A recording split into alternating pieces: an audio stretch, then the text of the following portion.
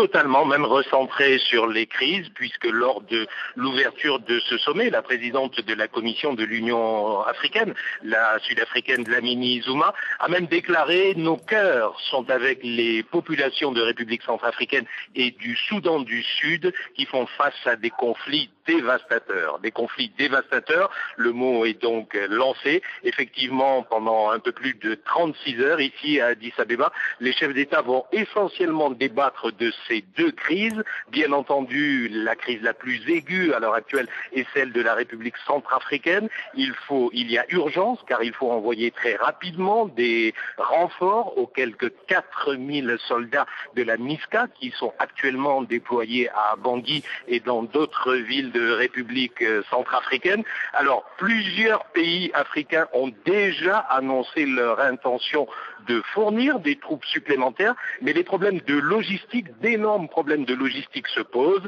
notamment pour transporter ces troupes. L'Algérie a annoncé qu'elle mettait à la disposition de l'Union africaine 2 avions, donc, pour transporter ces renforts de troupes.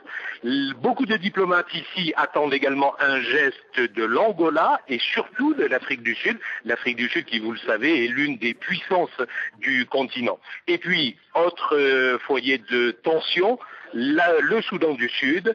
L'Union africaine devrait a priori s'investir un tout petit peu plus dans cette crise qui est actuellement gérée par les pays de l'IGAD. Alors l'IGAD, ce sont les pays d'Afrique de l'Est.